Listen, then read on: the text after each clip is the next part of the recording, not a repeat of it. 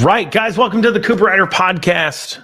Andrew Cooperrider, your host, of course, and I am here today to bring you all the news that's at least important, some of the stuff other people don't cover here in Kentucky, and I've got a couple of great subjects for you guys today. We've got some more election news, some more election challenges going on, some other lawsuits being filed, one in Campbell County for first district commissioner. We've got a couple recount requests around the state that I'm aware of, and if I don't cover one, I'm sorry. Savannah Maddox has a big announcement, so we'll be interested to talk about that. Gas prices, of course, are up there, but a lot of people don't understand how our state is profiting off of it and how our legislators could have done something this last session to help us out with it, but failed to because, well, quite frankly, they probably did want the state to go ahead and solve its fiscal problems off of our backs, as usual, per the government. And then finally, we've got the Herald Leader big Sunday front page article pushing gun laws. And we'll talk about that article and talk about gun laws in general across the state. So I thank you guys for joining me. And we will go ahead and start off here in just a second. But while we are waiting, remember, you can text Liberty to 33777. Text the word Liberty to 33777 to get our calls to actions, to get your updates about the show, about what's going on with us, and just in general in the fight around the state. So text the word Liberty to 33777. Those watching live, you can see it as a ticker there at the bottom. Those listening on a podcast form, well, you just had to hear my voice. Also, as well, if you could like, comment, and share. So feel free to share this video out everywhere you can. If you're watching on Facebook, hit the share button. On YouTube, send the link to some people. And then also to comment and like the videos. That helps the reach. So make sure you're commenting and liking as far as that goes. And then we will start digging into it here. So like, comment, share, support. Thanks, guys. Okay, so we've got some more election issues. So last week, I talked about just some general rule following that went on in my election, and then also some issues kind of going around the state. Well, it has expanded and continued. And we'll start off here with the Painter v. Fishner District 1 Commissioner race in Campbell County. Now, a lot of people probably haven't heard about this. It's not commonly being shown here. But we've got incumbent Brian Painter. He's the District 1 commissioner. And then Dave Fisher, which is the vice chair of the Campbell County Republican Party. Worth talking about here a little bit. And there's an issue going on. So what's going on? Well, what happened was, so Fisher files a lawsuit to first put an emergency injunction on the certification of the Painter being certified as the nominee for the Republican Party and issuing a challenge. And what it's mainly based upon is some campaign electioneering violations. So Painter defeated Fisher. So the incumbent defeated Fisher by 106 votes in the GOP primary on May 17th. However, he filed a case that talks about how poll workers who were attending the election training, so special election training, so training to the poll workers to teach them how to behave and how to act on election day in Campbell County. This was reportedly held at the county clerk's office, being held there for the training, and that's important as we go into it. But they were subjected to the presence of campaign materials from Painter, from the Campbell County Judge Executive Steve and jailer James Daly, all of whom won their primary elections on May 17th. Painter also alleges he passed out pins to the 158 poll workers. Okay, so this is important. So he only won by 106 votes. And the day of the election, you have or the day of this training, you have 158 poll workers training inside the county clerk's office, and that were handed pins and stuff and election material and as such. Now, obviously, 158 is more than 106. So there is some issues. There are also two poll workers typically are very active voters. People talk to them. If you know who poll workers are, typically they're very active politically. And so if a good chunk of them could have easily, because of that electioneering, told others about it. But he say, well, why couldn't the challenger here, Fisher, have also come in and handed out some materials and things like that? Well, the case alleges it's illegal, and it was lodged. And so when this actually happened during the training, there was a complaint logged with the county clerk via email, who responded with and with saying that, hey, they can't be doing that. They can't be handing out electioneering material at this poll worker training. And they respond with, well, any candidate is allowed to pass out literature at the poll worker classes. This has been the practice for decades. Well, here's the issue. And the issue is does the county clerk aware of what the actual law is? We saw it here in Fayette County, and we've seen a lot of these county clerks are completely unaware of what the law actually states. And in this case, we do have an interesting laws on it that is going to need to be covered. And that's KRS 117235, which I'll show to you guys here. So this is the law that I believe they're referencing. And I'll be full disclosure, I haven't read the full and complete complaint. But obviously, if you know from my day of where we did our own restraining order on the clerk there, clearly we do know our election law a little bit better than the county clerk of Fayette County does. And so here's the law here. It says no person shall electioneer within the interior of a building or affix any election materials to the exterior or interior of a building where the county clerk office is located, comma, or any building designated by the county board of elections and approved by the state board of elections for absentee voting. During the hours of absentee voting is being conducted in the building by the county clerk. Okay, so there's two ways to interpret this law. And this is the problem with laws. Sometimes they're wrote kind of interesting ways. So when we talk about, hey, we need to adjust something going on with the law, that's what we're talking about. So now you could read this to mean, and this is how I'd read this, that at no point can you electioneer in the county clerk's office, not just during election time, but ever, right? You cannot campaign in the county clerk's office. That makes a lot of sense. People show up there all the time to conduct official election business, whether that's to register to vote or cast or absentee ballots, pick up ballots.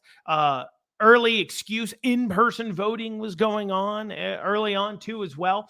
So it makes sense to me, based upon how our election laws are, that the county clerk's office are not allowed to electioneer in. And also any other buildings that have voting going on. Anytime. So if the county clerk designates an area to be voting, that becomes an area where you can't electioneer. But at all times, you cannot electioneer inside the county clerk's office. That's how I read the law. I believe that is the way that they are looking at it in this lawsuit. And so it's certainly, as we dig into it in there, he's got a case. Now, of course, the county clerk's defense of, well, we've just done it this way for decades. It doesn't matter what you've done for decades. It doesn't. It matters what the law is. And just because you've been allowing people to break it doesn't mean it can continue to happen. And just because you think, well, I think this is where the law is. This is what, like I said, this is what we ran into the Fayette County clerk. The law is the law. There's case law to it.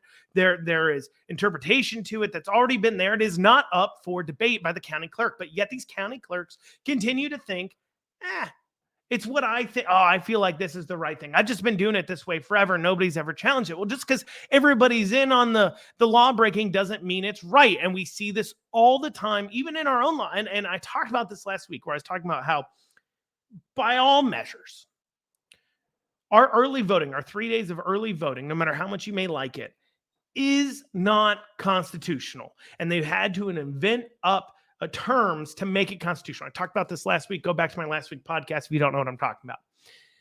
And we do this thing, not we, sorry, I'm not doing it, but they all the time, our government does this thing where everybody just is in on it, and nobody's fulfilling the roles they have to. So it's up for a citizen to come in and say, look, you have to enforce these things regardless of if everybody's just okay with it.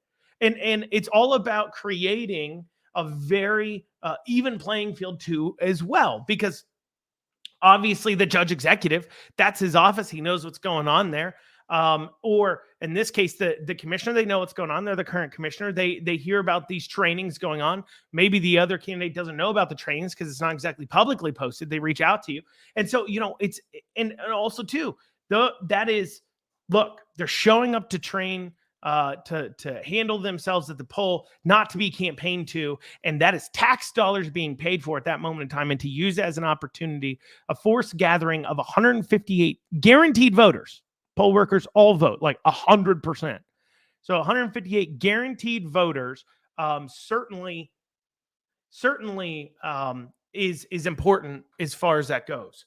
And so I think it's really, really important. And as we dig into it, and as this progresses, I'm interested to watch what happens, because I'm interested to see how this case turns out. I'm very fascinated to see how it turns out, because it's just interesting, and it goes proof point. And you know what? I don't know anything about Painter or Fisher. I'm not from the area. I'm not from Campbell County, and this is a very local race. So it's, in a way, it's something that I don't know exactly who's a good person, who's a bad person, or anything like that. And I'm sure they're both very good people. But I'm glad Fisher is seeing and forcing the county clerk to at least look at the law and understand what's going on with it, because there's too many, like I said just a few minutes ago, too many of these county clerks, too many people. They're playing it real fast and loose with voting laws without actually bothering to figure out what's going on. Additionally, as well, in other election news around the state, we've got recounts being filed by Jacob Clark and Bridget Elley. Now, Bridget Elley had a much larger, she's running against David Osborne, House Speaker. She had a much larger margin. I do not believe Bridget is doing it where she necessarily thinks that she's going to make up the difference. I believe, if I'm not mistaken, and Bridget, if I get this wrong, I apologize, but I believe that she is doing it because she wants people just to feel more secure in the election. Maybe there's some people in her area that think maybe there's cheating going on or what have you. And so by doing a little recount audit can help people feel more secure in their elections, which is a fine thing to do. Jacob Clark, that's a lot closer of election. I believe he took like 46% of the vote, 45%. I could be way wrong. But I believe Jacob Clark took 45, 46%. He's running against Samara Heavrin. And, that's obviously closer. I don't know if the belief is a recount or a recanvass. Because remember, too, so if you lose by, let's say, 500 votes, that's only actually 250 votes, 250 voters that had to have been miscounted somehow. And that's not a giant amount per se, because, if you take one out of one column and move it to the other, it actually shrinks the margin by 2. But I'm interested to see what Jacob Clark is that comes out there.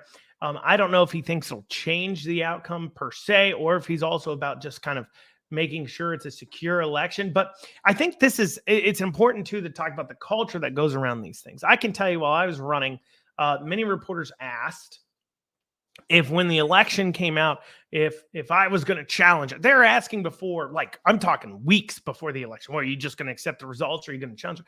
Because of the whole Donald Trump thing and voting and the issues there, which I think there was issues there that we should be able, and this goes into the culture here, this double standard, because, when Democrats have an issue about an election or want to do an investigation on an election, it's fine. It's okay. It's cool. The media is fine with it. Hey, it's worth doing. But when Republicans now do it, even other Republicans attack you for it because you're casting doubt on the outcome. And it's like, no, it's good to audit elections. It should be. But even when I was running, before it came out, they were like, well, can you commit to accepting the results, not challenging them?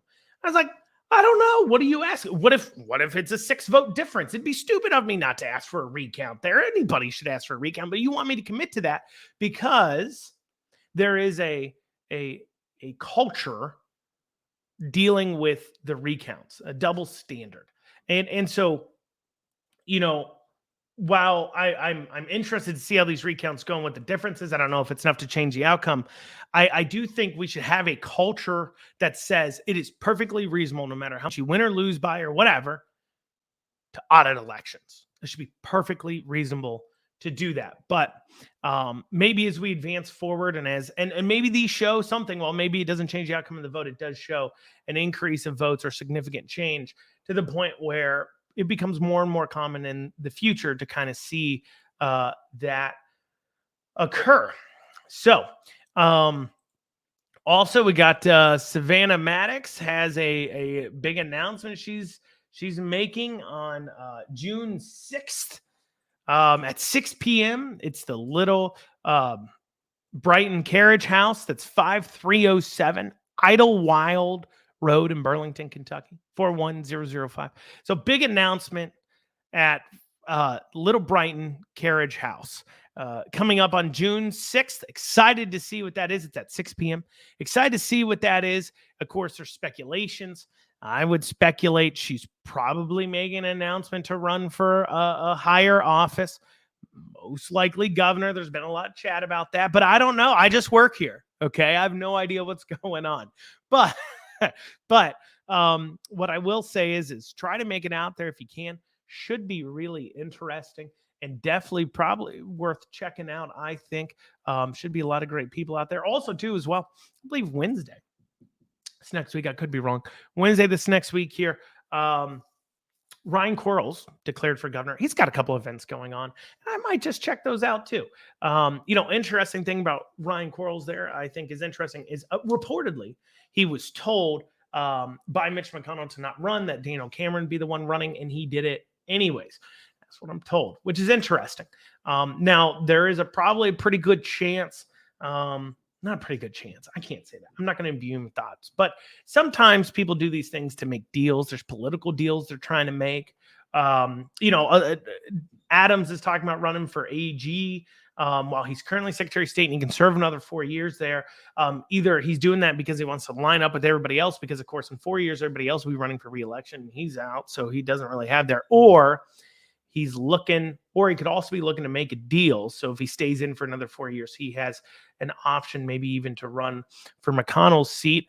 Just some rank speculation, but it's good. I like to go to all these events. I like to hear what's going on. But make sure you put on your calendar, though, that Savannah Maddox event, June 6th, Little Carriage House. Brighton, Little Carriage House. There you go. All right. So next up here, we got why the state loves high gas prices. State just loves these high gas prices. Why?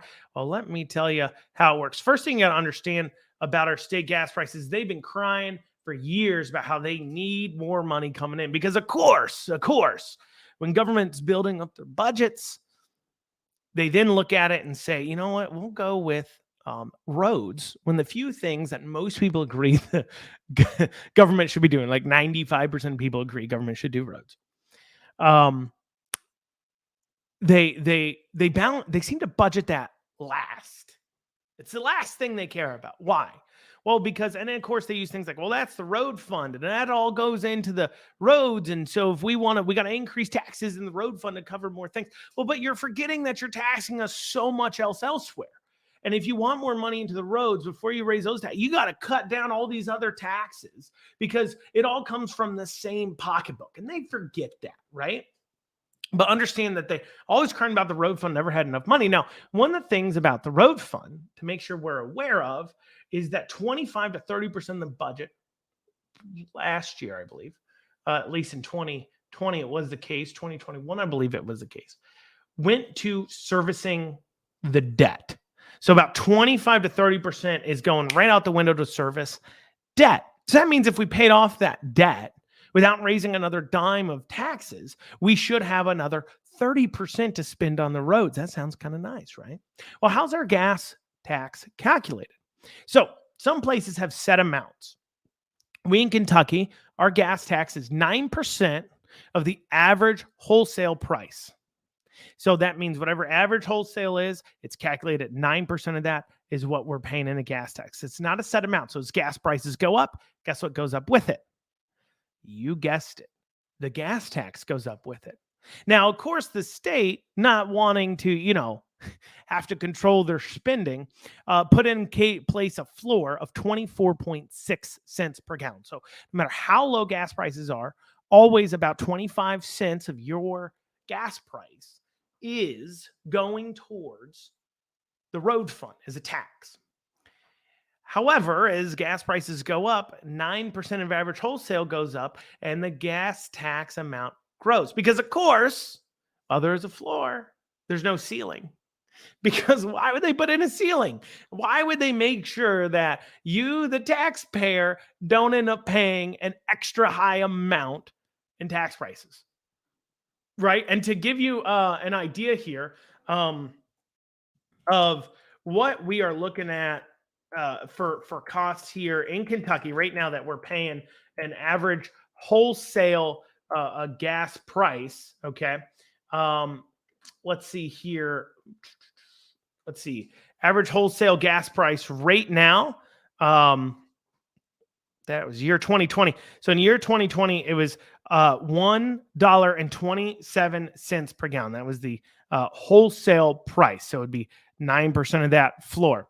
However, at our peak high gas prices over in 2012 was $3. So that was the average wholesale price then was $3. Now, when you go and so, obviously if we take 9% of 3, that's 27 cents. So that was right there now. Now, that was in 2012. Okay, was $3. So if you remember, okay, how much that's gone up over the year, over how high gas prices were then and compared to where it is now, you mean rest assured we are well above that floor of 24.6 cents. We're sitting probably, I would guess, somewhere around 35 to 40-ish cents a gallon would be my guess. I would guess we're sitting right around 35 cents a gallon. Just based upon, I'm just comparing old prices and everything else, highest prices in 40 years. And I'm making an educated estimate here. So let's say it's 35 cents, right? Well more than they budgeted for. Trust me, because they've been trying to change this formula up because the low gas prices during Trump's presidency meant that they were like, well, cost of things cost of things weren't really going up either, but inflation was going up, but our gas prices aren't raising. So we need to edit it. We need to change it. And look, I understand where they're coming from. But they got to remember they tax us so much elsewhere. But of course, we don't have a ceiling. No ceiling. So of course, while we're suffering, they're profiting. Now, I hope at least, and look, the state legislators knew this. It's not like, remember when they were in session? It's not like our gas prices were low. They knew the price would keep raising and they knew they would be profiting off of it. They just didn't care about our suffering. They don't actually care that you are suffering from the highest gas prices ever. They don't care. Okay. They want their VIG. They want their tax. And you hope at least if they're going to be fiscally conservative, then we're going to make sure that that money is directed. And of course, I didn't really see this in the budgets, and I didn't see any legislation on this. I could be mistaken, but directing to the road fund to pay off their debt, pay off that 25 to 30% of the budget that goes to debt, pay that off.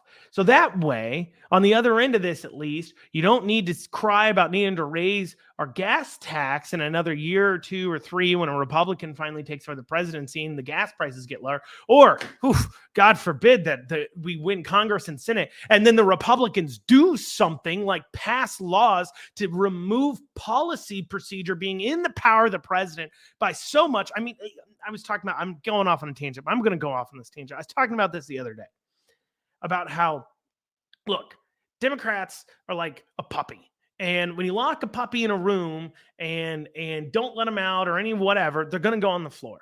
So whose fault is it that you locked the puppy in the room for it to go on the floor? Is it yours for locking the puppy, or is it the puppy? Now, I'm not advocating, I'm not saying Democrats they know what they're doing. They're more evil than a puppy. Trust me. But we as Republicans know what they're going to do. I mean, Biden is just continuing the energy policy of Obama, and Republicans, when they're in control for whatever reason, they decide they're going to make laws as if Republicans will be forever in control, and they're not going to make laws to ensure that it's not the case. Because right now, imagine this, okay? If while Republicans had control of the House, the Senate, and the presidency, they enshrined the energy policies that were keeping our gas prices so low that are being executed out of the presidential office into actual law. Now you can be like, well, how do they have the foresight to do this? Trust me, they know what they're going to do. And the cynic in me believes that they do this on purpose because they want us to suffer under Democrats so we reelect them. And while I think politically that is tactful, I think morally it is incredibly corrupt to use the suffering of people to give yourself power. I think that's wrong. I think Democrats do it too, of course. And so we didn't enshrine these energy policies into law. Instead, we've left them up to this all-powerful president, and I've said it time and time again, electing one person to a better office is not a long-term political solution for this country. It's not. Because we have too much oscillation. And especially as divide becomes greater, we're going to be oscillating between one extreme and another. And it means our markets are going to be volatile. It means your life's going to be volatile. And until we normalize things by getting the government out of our lives and passing legislation that does it, so that way it's not super, super easy to get rid of things. Instead, it becomes difficult, becomes harder.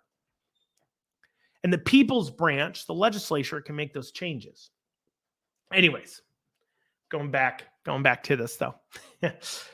So, the hope is that they pay this off. However, the Frankfurt Republicans, they really seek power for the sake of power. And I think that, I don't know. I mean, I don't think they really try to pay off this debt. I think they go out and look, they probably spend money on more infrastructure, which is fine and dandy, and that's what the money's supposed to be sent on. But if I'm looking at long-term, fiscally conservative, what's best for the people over the next 10, 20 years, I'd be paying off that debt. So that way we have money for roads in the future, not just this one-time thing. However, that's not the way our government typically thinks. They don't look at debt the same way we do. Yesterday, I was in Verizon. I use Verizon phones. It's not an ad for Verizon. Let me be clear. Okay, I just use Verizon for my cell phone provider. Don't sue me. So I was in Verizon, and I do a lot of obviously videos and live videos and things like that. And somebody on our staff has this really nice iPhone, and he does most of the cameras and the videoing for us because it's just so much clearer. And my phone I've had for like 3 years, and so I was looking at upgrading my phone. And I was looking at this phone, and phones are so expensive. This is like a $1,300 phone, and it was $33 a month for the next 3 years to pay off this phone. 0% APY though. And I'm like, which doesn't mean anything because for all you know, they've just jacked up the price. So the interest is in there. And I looked at my wife, I'm like, I can't do it. I know it seems so low. $33 a month doesn't sound like a lot, but I'm like, it just feels like a lot to pay for a phone on top of the service I'm already paying. And I'm trying to compare it to this other phone, and like the low class phone of that's like $15, and this phone's like $33. And I'm saying that to say we in our lives look at debt completely different than the government does. The government doesn't care about debt. The government doesn't care about what it owes down the road because it has in its mind a forever source of money. If we just need money, we just continue to pull more from our taxpayers. And if our government started looking at things fiscally the same way we do when we're talking about things, where somebody like myself is something I use every day, a phone, and I'm still hesitant about spending $30 a month extra beyond my phone bill for a nice phone, and it's something I really had to think about, and I didn't purchase that phone. I didn't purchase any phone. I walked away. I was like, I need to think about this, which I know sounds ridiculous to some people, but I'm a fiscal conservative. And if that makes more sense to what's going on, you realize why I think the way I do. But anyways, my point is government doesn't look at it the way we do. And instead of saying, look, we need to cut our finances, we need to look at how we save money, we need to not sign ourselves up for long-term debts, we need to try to pay cash for things as much as possible, the way most households seek to live their lives, so they don't, because remember, biblically, you're a slave to your debtor. So we try to be as fiscally independent as possible, but instead, they believe that, hey, we'll just continue to increase the size of the voter base. We hear Republicans talk about it all the time. We need to increase our voter base. We need to not increase taxes. We need to increase revenues by expanding our voter base. What are you talking about? And this was another conversation that I had just the other day as well about why is government obsessed with growing? You know, like whether it's the city of Lexington, the state of Kentucky, they're obsessed. We need to bring in more people. We need to grow our area. We need to do this. We need to bring in more money. Why? Because they want to do more, period.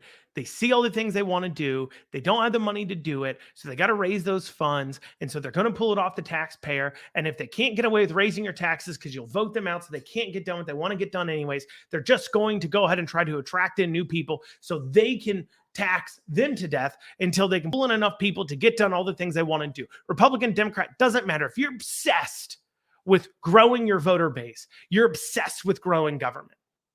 Not voter base, sorry, tax base. If you're obsessed with expanding your tax base, not even just raising tax, just more people paying taxes to your entity that you control, I believe you are not for a smaller government. You're for a bigger government because you want it to make more money. I think that's pretty sound logic. But obviously, there's a lot of Republicans out there, mainstream elected politicians, that hearing that will be like, whoa, is he implying I'm a big government Republican? I am a little bit. Yeah, if you're that obsessed with ensuring that the government makes more money, you're a big government Republican. And I'm sorry to say that.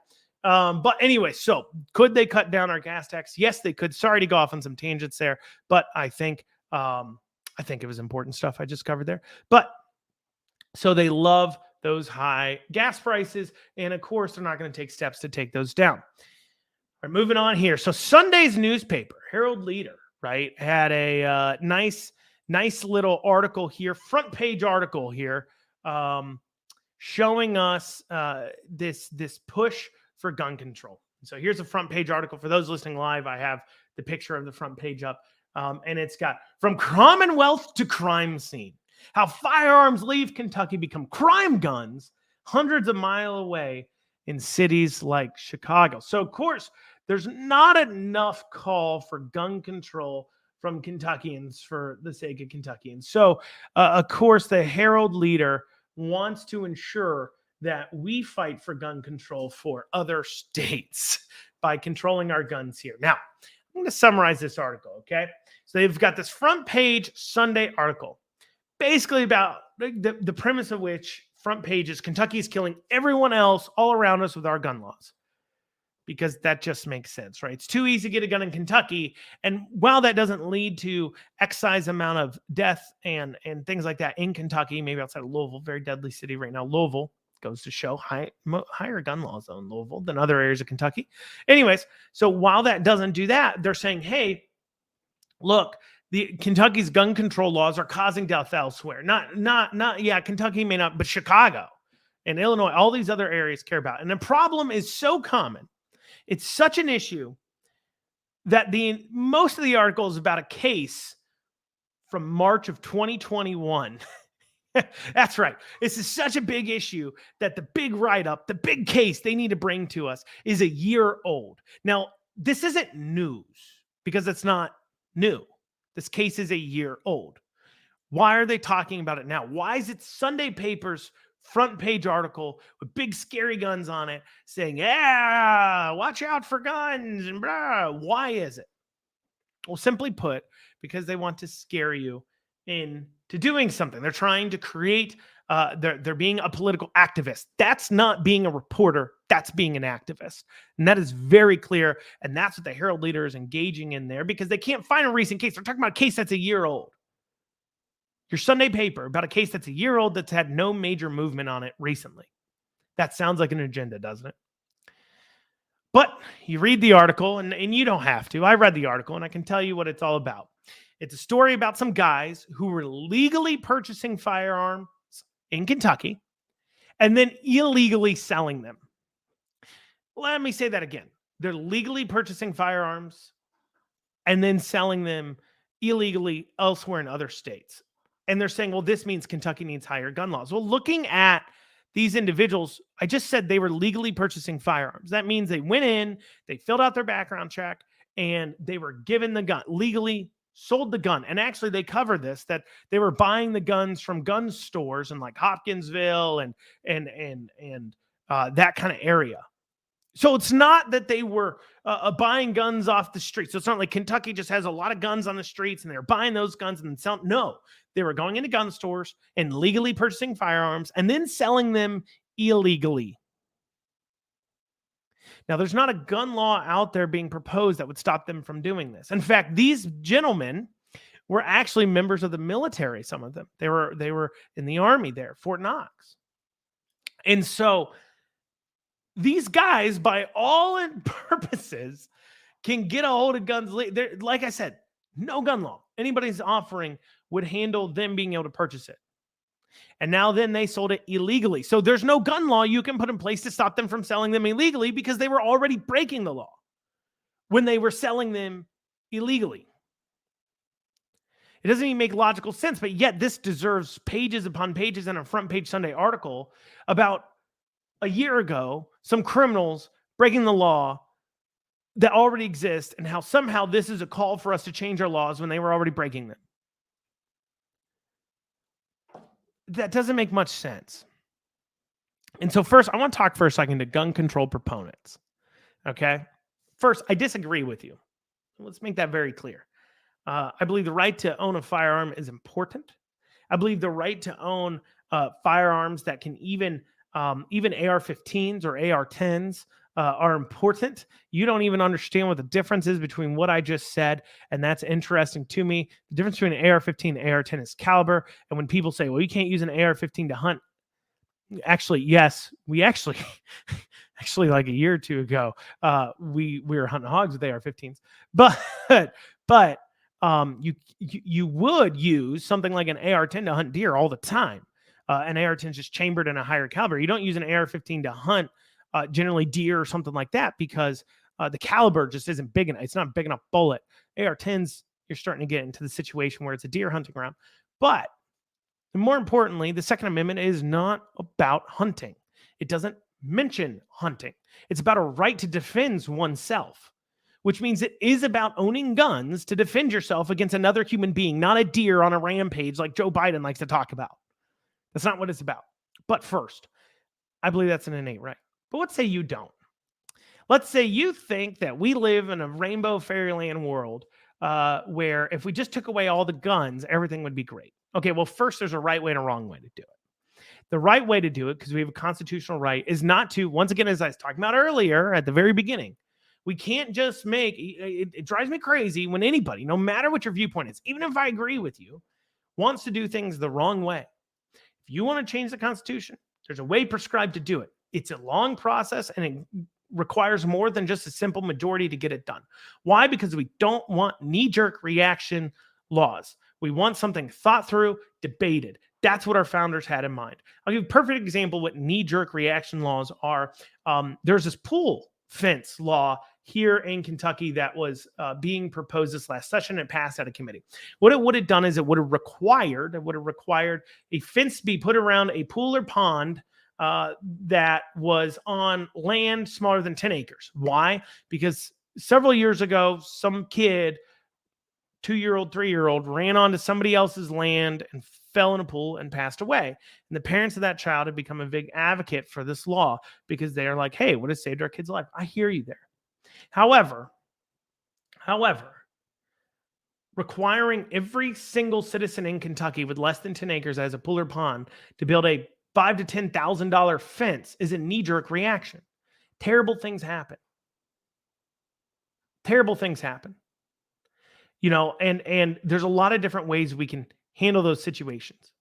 And instead of saying, look, we need to build a fence and cause everybody else to cost thousands upon thousands of dollars because, well, we just think that this one issue could have been prevented. That's not the way we legislate. That's not the way you do it. And so we have to legislate in a way that is logical and not emotional. And that is what we see with a lot of these gun control laws, because they're not they're not following the proper process, and then two, they don't actually address the issues at hand. But let's go back to gun control. So first, there's a right way and wrong way to do it. Okay. Second, we've got a logistical issue. Okay. Let's say you want to take away all the guns. There's 400 million guns in America. All right. Anybody can get a hold of them. Not anybody can get a hold of them. Sorry. Criminals are not going to give up their guns. Okay. What I meant by anybody can get a hold of them is there's no way you're going to be able to confiscate 400 million guns. And if somebody wants a gun, they're going to have their gun. And frankly, they're going to be able to get a hold of it. And prohibitions and bans just don't work. And if anything, on a small level, in this article from the Herald Leader, they are blaming guns. They're blaming Kentucky's laws for Chicago's deaths. That's what they're doing. Well, expand that out. They would just blame Mexico or some other country nearby that's smuggling in guns for the problems going on in our country as far as guns go, because they're comparing it to state. They compare it to the country. That's just what would happen.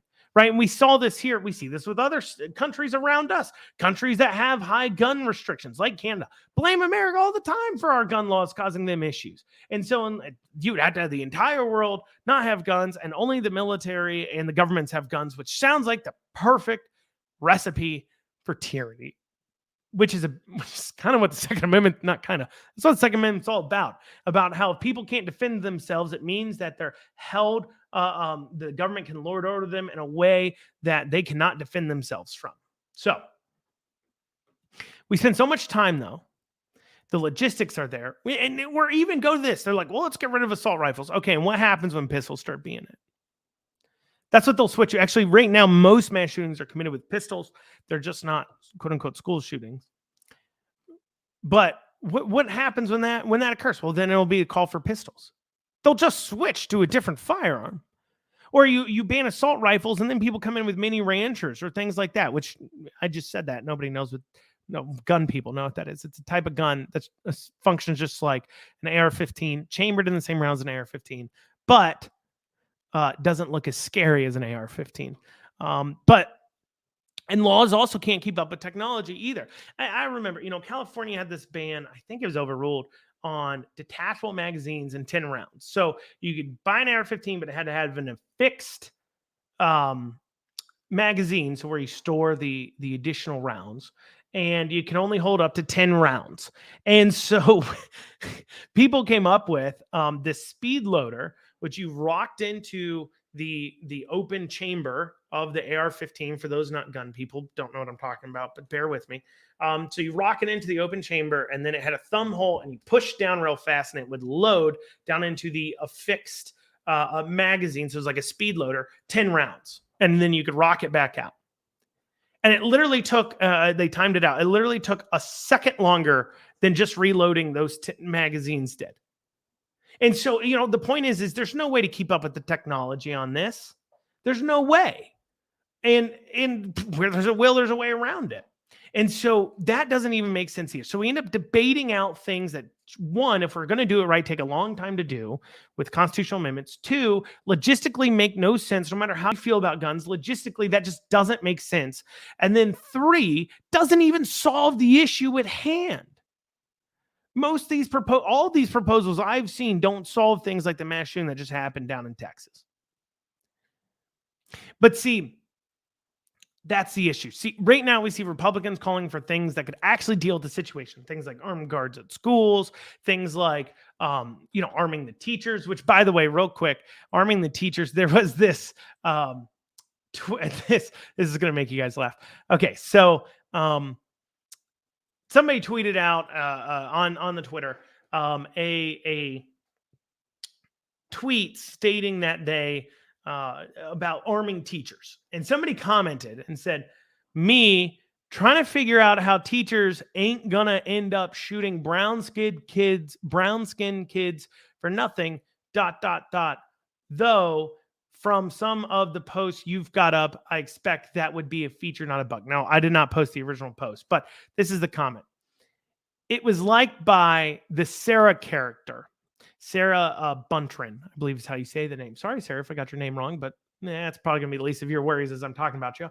And so what this is this person is saying that they believe that teachers are racist. And if we arm teachers, they're just going to start shooting black and brown kids. That's what they're saying. And the Sarah Buntrin character is the JCTA PR rep with 120 Strong. So JCTA is the Jefferson County Teachers Association PR. So she is PR for the teachers union in Jefferson County.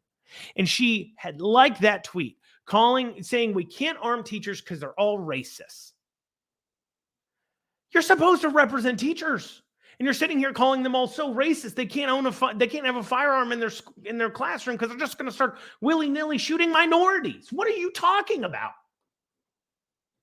But of course, I guess not. According to the Louisville Teachers Union, not all cops are racist only, but apparently all teachers are also racist too, and they can't be trusted either. But I digress from that tangent to point this out. We talk about actual things that can be passed now, like putting security guards at schools, processes in place to have locked doors in place, basically just ensuring that things are protected. And instead, Democrats spend time talking about gun control, which they know they can't get passed because they're using it as an opportunity to make Republicans the problem. Even when there are kids dead on the street, Democrats would rather argue over things that don't even solve the problem and try to get their political agenda passed and try to use it so they can win the elections in November. I guarantee you right now, there are Democrats sitting all across this country, mainly in DC, in their situational rooms, talking about how they're going to use these school shootings, these shootings of kids, to blame Republicans for it so they can win elections. And listen, I know I'm talking about Democrats. I know Republicans do the same. I was talking about that earlier on gas tax, letting us suffer under Biden's energy policies so they can maintain power and bring back in power. I know they let us suffer too, but at least Republicans aren't standing on the bodies of these kids to get in place things that by all intents and purposes will not deal with 99.9% of these issues. 99.9% of these issues won't deal with them. But actual proposals that can actually get things passed, they don't want to touch. Don't want to touch. But going back to the original article, scaring people about how we need more gun control in Kentucky. Here's my concern. We have Republicans that seek power for the sake of power right now in the legislature. What do I mean by that? I mean, I don't believe most of them have some giant ideological thoughts. I think a lot of them do have a general principles they like to follow, but I think it's really, really flexible. What I mean by that is a lot of times you'll see people when they run for office, they'll have certain things they want to do or principles, but they're like, well, if I want to put them in place, I got to be in office. And so the minute they think that keeping them in office, they think, oh, well, I can't do the good, any of the principles I want to do unless I'm in office. So anything I need to compromise on, I'll compromise on so I can get into office because I can't do any good at all. Not realizing how that hurts the overall cause and as such. And also, too, that weird way of convincing yourself that you need to compromise on your principles in order to get into office. You don't necessarily need to do that. Well, you don't need to do that at all, especially if the people agree with you. And what we're seeing is people agree generally with the standpoints of those people. Don't always agree with the standpoints of the incumbents, and certainly not a lot to the point where they have to spend hundreds upon hundreds upon hundreds of thousands of dollars to try to keep people in office and sometimes even fail, like we saw in Northern Kentucky. But I'm concerned that if they get convinced, legislators in Kentucky get convinced that they can sneak by a primary without having to worry about being held accountable for gun legislation because The voters want to hold them accountable for it, or they believe they can spin their way out of it. And they think it makes them more attractive in a general, which they believe leads them to power for the sake of power. They want Republicans everywhere. Why? They want Republicans in all 100 House seats and all 38 Senate seats. And then even then, they won't do everything we want them to do and Republicans to do, because they'll say, well, we got to hold on to the power. And if we do something too extreme, then we'll lose the power, because we just want to be on a power, not to accomplish an overall goal, policy goals, or principles, but because we just want to be in office and we want to feel powerful. And that's what they do. And my concern is if they start to believe that they can get away with the primary and then there's general support for putting in place gun control, we might see it. So that's something we need to stay on top of, and making sure we're communicating with their legislators so they know we expect an unwavering support for our Second Amendment. Well, there we go, guys. That's most of, well, not most. That's everything I got for you guys. I covered all the topics I want to cover. Thank you guys so much. Once again, please like, comment, and share to support us. Share this podcast with people. Tell them what we got going on. As always, podcasts will be next week, Tuesday mornings in audio form on Apple and Spotify and all major places where you can listen to the audio-only podcast. And then, of course, on YouTube and Facebook, and where you can watch the video version of the podcast. Or like I said, you can also watch on Spotify. Thank you guys so much for joining me, and have a great rest of your day.